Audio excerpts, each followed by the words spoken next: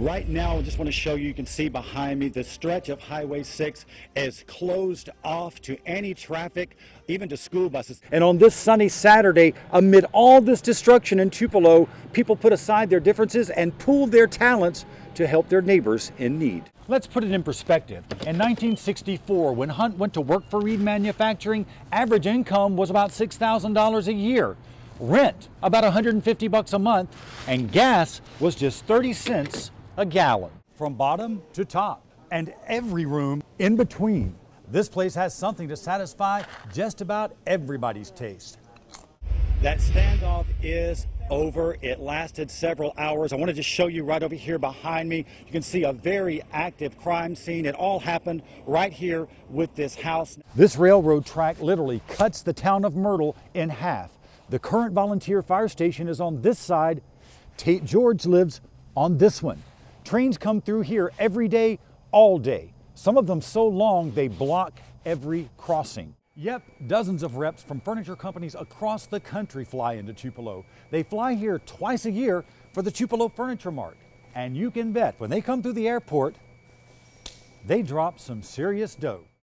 Compassion comes in all colors, shapes, and sizes. And on this sunny Saturday, amid all this destruction in Tupelo, people put aside their differences and pooled their talents to help their neighbors in need. It takes a lot of talent to clean up after a tornado. Someone to cut through the chaos. Someone else to carry away the constant reminders. Others still to help shoulder the burden of those who lost so much. A multitude of volunteers flocked to Tupelo on this sunny Saturday, rolled up their sleeves, worked up an appetite. Just like long ago, someone has to feed the multitude. A lot of people got different gifts, and this group has a gift to cook. As soon as Scott Guy heard about Tupelo's tragedy, he and Operation Barbecue Relief wrangled some volunteers. They rushed to town, lit a fire under their butts, whipped up some award-winning food to fuel that volunteer spirit. People have to eat, and we try to give a high protein diet also. People that carbs and protein for sustainable energy. Keep them working. To keep them working. Hope Church members boxed it, bagged it, blessed it. Their pastor delivered it to some of the city's hardest hit areas.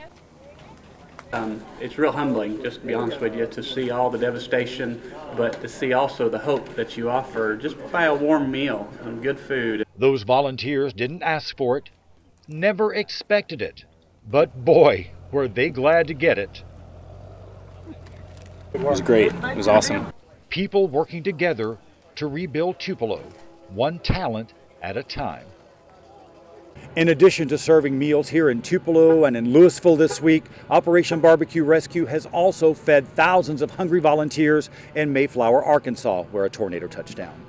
In Tupelo, Chris Tatum, WTVA News. Leanne Tate George has lived most of her life on Angel Street in Myrtle. Can't imagine calling anywhere else home. I love the people. I love the community, people who care about you. She loves her house, her neighbors, her memories. This is the house that my brothers and I grew up in. There is one thing about Myrtle that concerns her, something that could cost her house and the memories it holds. A fire. You see, in Myrtle, firefighters might not get to Tate George's house in time because, well, she lives on the wrong side of the tracks. This railroad track literally cuts the town of Myrtle in half. The current volunteer fire station is on this side. Tate George lives on this one. Trains come through here every day, all day. Some of them so long they block every crossing. And that's what prompted me to start looking into this. Those trains are always at the forefront of Myrtle Fire Chief Mike Pott's mind. He knows all too well when a house is on fire, every second counts. Precious time he'd lose right now. I'm going to say you'd probably go 2 or 3 miles out of the way trying to get back into Myrtle. But those worries will soon be no more. In a few weeks, Myrtle will have 2 fire stations, one on each side of the tracks. Yes, at long last, everyone in Myrtle will have fire protection. It is a peace of mind. I know they'll be here without a doubt. No matter which side of the tracks they live on. In Myrtle, Chris Tatum, WTVA News. You may not recognize their faces, but chances are you know their names. John Deere. McCormick Farmall. Massey Ferguson. Ford, Alice Chalmers, International Harvester. For generations, these brands have plowed their legacy into the muddy Mississippi landscape, helped make North Mississippi what it is today. The farming in time past was our way of life. Jimmy Whitfield loves to remember his childhood on his family farm, a simpler time when man and these mighty machines roamed the countryside together in search of survival. Now he wants to preserve that farm legacy, so he teamed up with several other tractor enthusiasts, created the Tri-State Flywheelers Antique Tractor Club. They gather several times a year, swap some tails taller than a good corn crop. I've been riding tractor ever since I was big enough to ride a tractor. You welded it? But I wasn't doing it for fun then. I was doing it because that was what my daddy made me do. I grew up and started out behind the mules. They crank up their commitment to the past, shift their hearts into high gear, and head out along North Mississippi's back roads with one mission in mind. Brings back a lot of memories of the way we used to live and the way our parents made a living. Along the way, they soak up the country sunshine, suck up the clean country air, and dream. Dream that one day a new generation will pick up their passion for tractors, will fall in love with farming. They hope it happens soon. Us in the older generation don't have much time left, if that's the way you want to put it. Until then, they'll carry the banner of a lifestyle left behind and watch the horizon for a new set of tracks, for someone to lay a new layer of that legacy in the rich Mississippi soil. For Positively Mississippi, in Tishomingo County, I'm Chris Tatum. They look, discuss, I like it. And it has the doors also. some touch, It got good stability on there. even test. No, this is not the general public, but if these people like it and order it, you can soon buy it at your favorite furniture store. The Tupelo Furniture Market has everything you can imagine to make a house feel like home. From bottom to top, and every room in between. This place has something to satisfy just about everybody's taste. There's trendy items people like. A lot of people like the traditional rustic-looking furniture. The Tupelo Furniture Market has trendy and rustic galore, from that rugged barn look to New York high society. Hey, before you turn your nose up at those, consider this. That recycled wood came from Tupelo Hardware. Remember Elvis bought his first guitar there? Recycled is also big this year. Comfort, style, quality, color, texture. Beauty's in the eyes of the beholder. Thanks to the Tupelo Furniture Market, it's all coming soon to a furniture store near you. In Tupelo, Chris Tatum, WTVA News.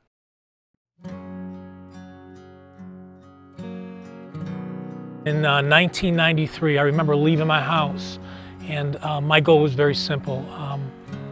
I was going to commit suicide that night. If you measure a man's worth on a scale of perfection, My marriage was broken. I had lied, cheated, stolen, manipulated people. we all come up short. But when you base it on how many lives he's touched, After the hurricane, I didn't know where else I was going to turn. I'm just so happy, I just don't know what to say. Steve Tiber becomes a rule by which all good men can be measured. He's the first to admit his frailties. I've been where people are where they feel like they have no hope. It's that human touch, that common man connection that draws people to him and moves him to make a difference one person at a time. You see, through that breakdown in 1993, Tiber found his passion for people and his hunger to help them. Fast forward to 2005. Just days after Hurricane Katrina destroyed much of America's Gulf Coast, Tiber wrangled some volunteers headed south to help rebuild homes. What he thought was a one-time trip became a multifaceted ministry called 8 Days of Hope. For the past 9 years, when disasters have struck, when people have been hurt, Tiber and his 8 Days of Hope volunteers have been there. They soothe the spirit, help heal the heartache, and rebuild not just homes, but lives. Hurricanes, tornadoes, floods. in Louisiana, Tennessee, Alabama, North Carolina, Iowa, and of course Mississippi. 8 Days of Hope has rebuilt nearly 1,500 homes, done $18 million worth of work. Never charged a dime. Tupelo Dispatch, Sergeant Stauffer. Lee County Communications, Sergeant Gail Stauffer.